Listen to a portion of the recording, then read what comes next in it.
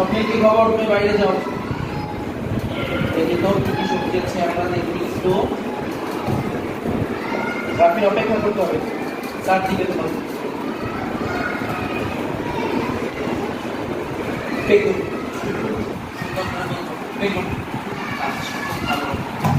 আলু স্যার দেখি আলু আলু আচ্ছা এটা এদিকে দেখো লাউ সুন্দর করে লাউ